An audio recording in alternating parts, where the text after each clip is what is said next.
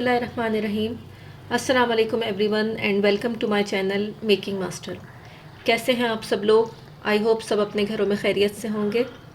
आज मैं आप लोगों के लिए चॉकलेट फज केक की रेसिपी लेकर आई हूँ और ये सभी का यानी बच्चों और बड़ों सभी का बहुत ज़्यादा फेवरेट होता है। और इसके साथ मैं आप लोगों को एक चॉकलेट ग्लेस की रेसिपी भी बताऊँगी और जब हमारा केक तैयार हो जाएगा तो हम अपने केक के ऊपर ये ग्लेस लगाएंगे। तो चलिए देख लेते हैं कि चॉकलेट फज केक बनाने के लिए हमें किन चीज़ों की ज़रूरत होगी। चॉकलेट फज केक बनाने के लिए मेरे पास यहाँ पर मौजूद है 100 ग्राम अनसॉल्टेड बटर। ये रूम टेम्परेचर पर होना चाहिए और सॉफ्ट होना चाहिए। 150 ग्राम पिसी हुई चीनी है मेरे पास और कप्स के अंदर ये हाफ कप और 1/4 कप के बराबर है। 50 ग्राम मैदा है मेरे पास और कप्स में ये हाफ कप के बराबर है। 25 ग्राम कोको पाउडर है जो कि 1/4 कप के बराबर है।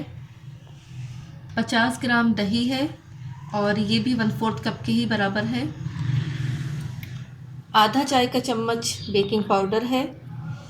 1 चाय का चम्मच वनीला एसेंस है। और यहाँ आप लोग देख सकते हैं मैंने 2 अंडे ले लिए थे जिसमें से मैंने जर्दी और सफ़ेदी को अलग कर दिया है। हमें इसी तरह से इस केक के लिए ज़रूरत है अंडों की।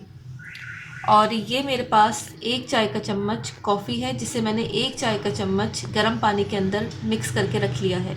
और ये बिल्कुल ऑप्शनल है, आप लोग चाहें तो कॉफ़ी का इस्तेमाल करें, ना चाहें तो इसको आप स्किप भी कर सकते हैं। तो चलिए केक की तैयारी शुरू करते हैं। सबसे पहले एक बाउल के अंदर बटर शामिल कर दें और इसके साथ ही इसके अंदर पिसी हुई चीनी भी डाल दें और बस इसको बीटर की मदद से बहुत अच्छी तरह से बीट करना है।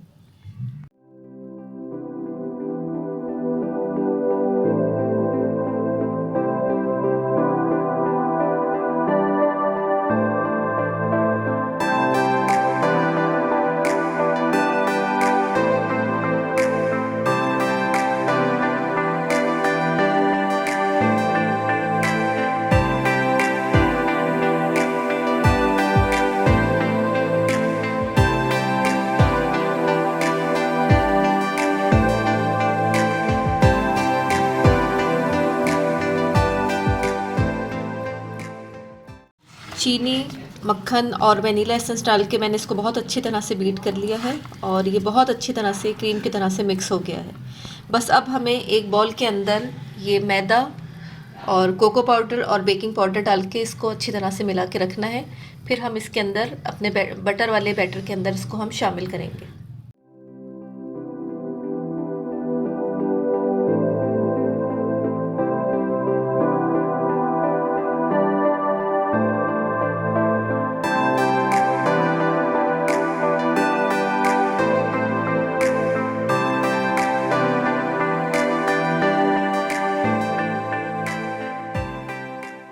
तीनों चीज़ों को मैंने मिक्स कर दिया है अच्छे तरीके से। और अब हम अपने इस बटर वाले मिक्सचर के अंदर पहले ये अंडे की जर्दियाँ शामिल करेंगे और इसको अच्छी तरह से बीट करने के बाद फिर हम ये मैदे वाला मिक्सचर जो अभी हमने तैयार किया है वो और दही इसके अंदर शामिल करेंगे।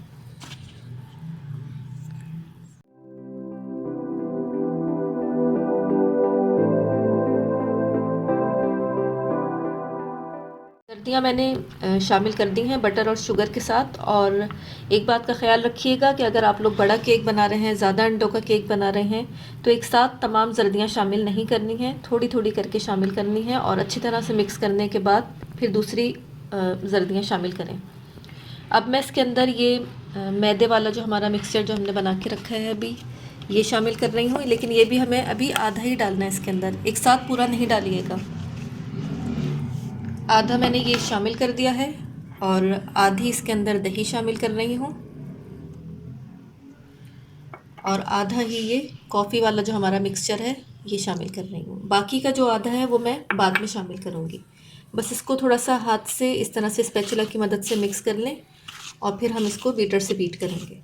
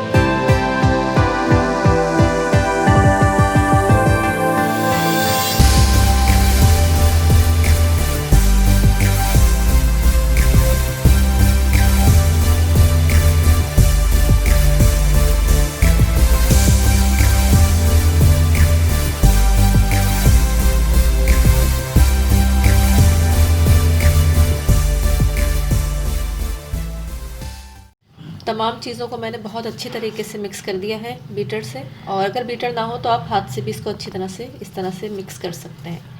अब मेरे पास जो 2 सफ़ेदियाँ रह गई थी अंडों की, वो मैंने एक बाउल के अंदर डाल दी हैं और इसको हम इलेक्ट्रिक बीटर से इतना बीट करेंगे कि ये फोमी हो जाए, बिल्कुल वाइट हो जाएगी। उसके बाद हम इसको अपने केक वाले मिक्सचर के अंदर शामिल करेंगे।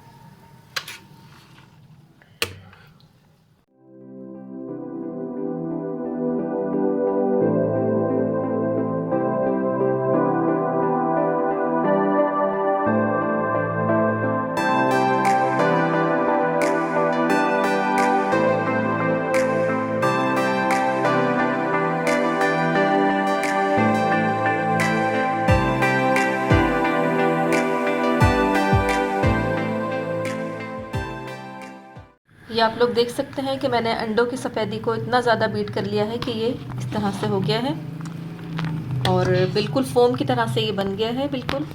और अब हम इसको अपने केक वाले बैटर के अंदर शामिल करेंगे आहिस्ता आहिस्ता। और ये ख़्याल रखिएगा कि बीटर आप हमेशा धोकर यूज़ करें, इसके लिए बिल्कुल क्लीन बीटर होना चाहिए। अगर आपका बीटर या बॉल गीला होगा तो इस तरह से झाग और इस तरह से ये गाढ़ापन सफ़ेदियों में बिल्कुल नहीं आएगा। और ये इतना ज़्यादा गाढ़ा हो जाता है कि अगर हम इसको टर्न करेंगे वापस बॉल को, इस तरह से आप देख सकते हैं, तो ये गिरेगा नहीं। मतलब इतना ज़्यादा ये थिक हो चुका है कि ये इसको बॉल को उल्टा करने के ऊपर भी ये नीचे नहीं गिरेगा। तो चले अब हम इसको अपने केक वाले बैटर के अंदर शामिल करते हैं।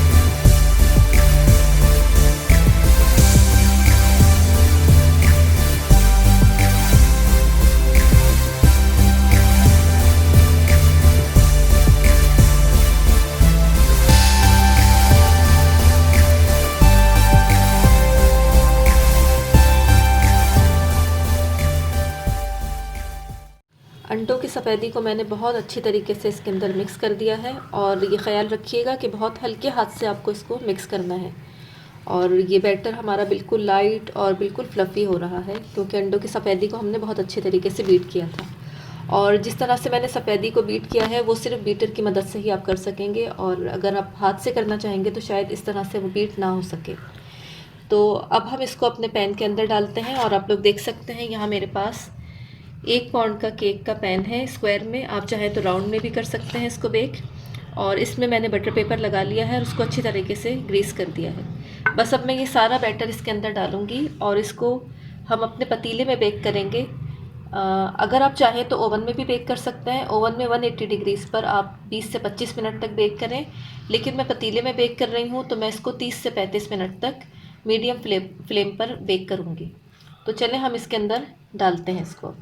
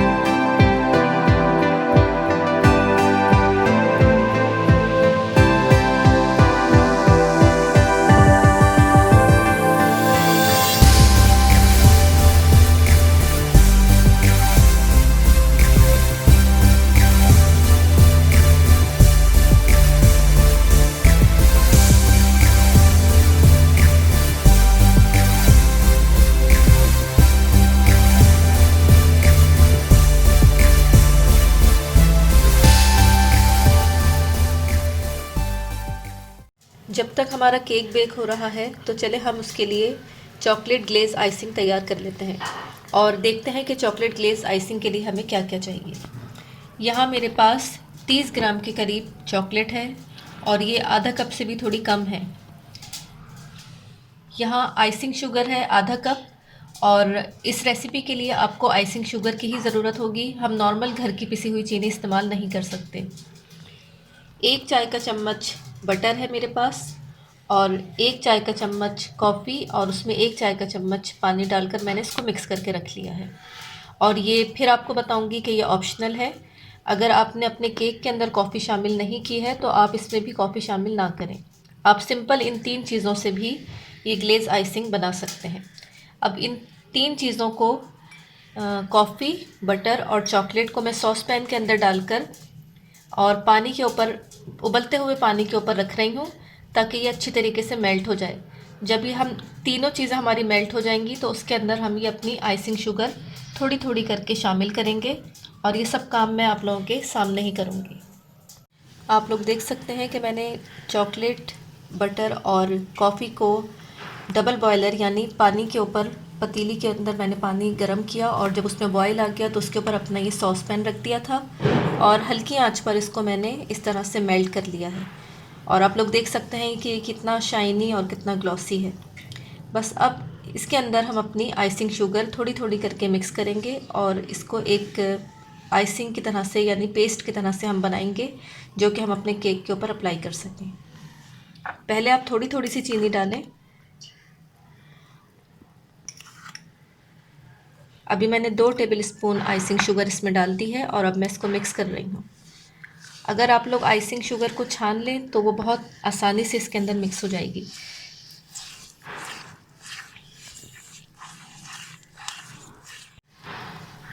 अब मैं इसके अंदर मज़ीद 2 चम्मच और शामिल कर रही हूँ आइसिंग शुगर के,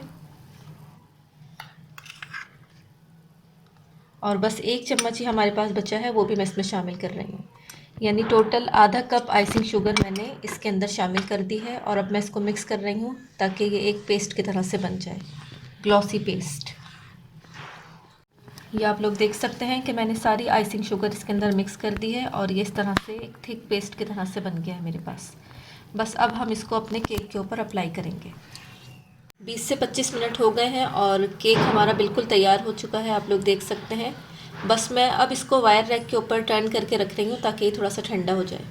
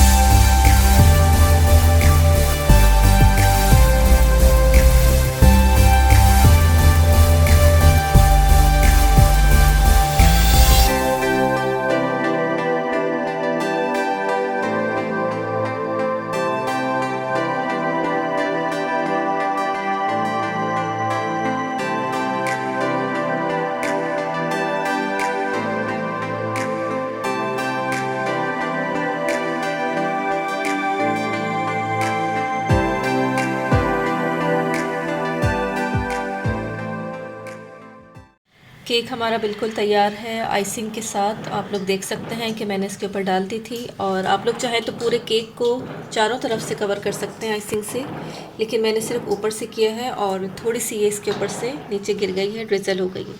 और आप लोग देख सकते हैं कि आइसिंग थोड़ी देर के बाद बिल्कुल जम जाती है। ये देखिए जो ट्रे में नीचे गिर गई है, आप लोगों को मैं दिखा दूँ कि ये थोड़ी देर के बाद सेट हो जाती है और इस तरह से जमने लगती है। तो इसी तरह से ये केक के ऊपर भी थोड़ी देर के बाद सेट हो जाएगी। बस अब हम अपने इस केक के पीसेस काटेंगे। आप लोग जिस तरह से काटना चाहें काटें। मैं इसको स्क्वायर पीसेस में काट के और इसके ऊपर अखरोट से इसकी गार्निशिंग करूँगी।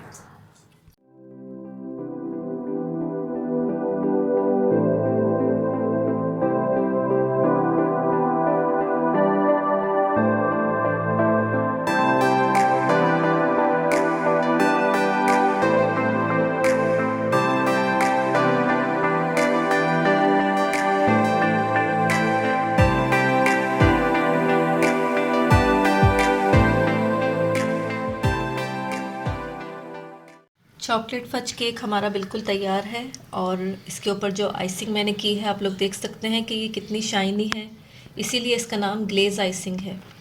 तो चले मैं आप लोगों को एक पीस निकाल कर दिखाती हूँ कि किस तरह से हमारा केक बना है।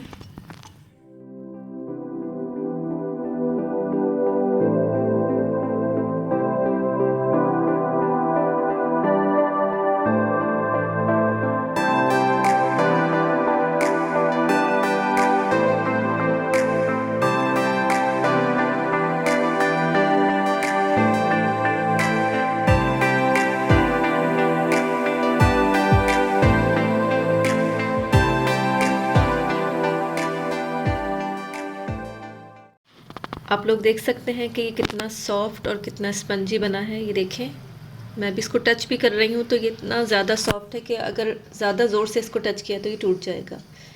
तो आई होप आप लोगों को आज की रेसिपी पसंद आई होगी।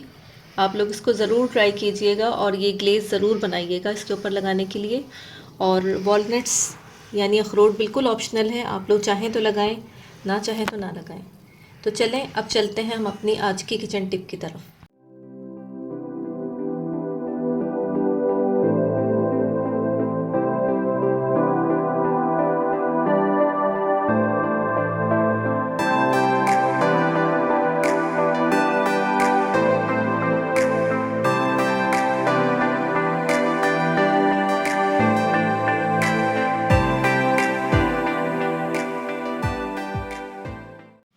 आज की हमारी किचन टिप आइसिंग से ही रिलेटेड है, जो कि हमारे पास बच जाती है जब हम केक के ऊपर स्प्रेड कर देते हैं।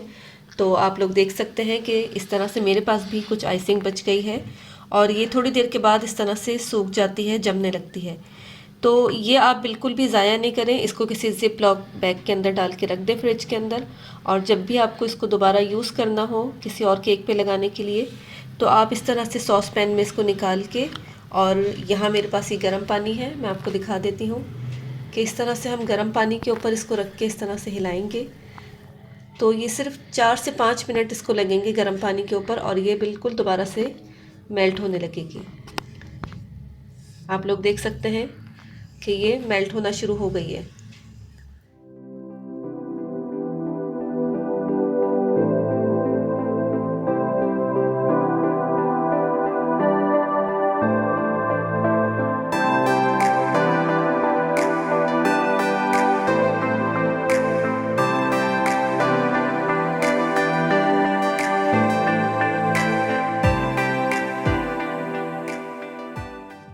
ये आप लोग देख सकते हैं कि ये बिल्कुल मेल्ट हो गई है, और कितने कम वक्त में इसको मैंने दोबारा से इस काबिल कर दिया है कि ये हम केक के ऊपर अप्लाई कर सकते हैं। ये देख लें आप लोग, बिल्कुल ये उसी फॉर्म में आ गई है कि हम इसको आराम से केक के ऊपर स्प्रेड कर सकते हैं, लगा सकते हैं। और एक ज़रूरी बात ये होती है कि अगर आपकी आइसिंग बहुत ज़्यादा पतली हो गई है और इस तरह से लूज़ है बिल्कुल, और केक पर नहीं स्प्रेड हो सकती ठीक तरीके से, तो आप इसके अंदर एक चाय का चम्मच या एक खाने का चम्मच आइसिंग शुगर का शामिल करके इसको इस तरह से मिक्स कर लें, तो ये फिर दोबारा से थिक हो जाएगी।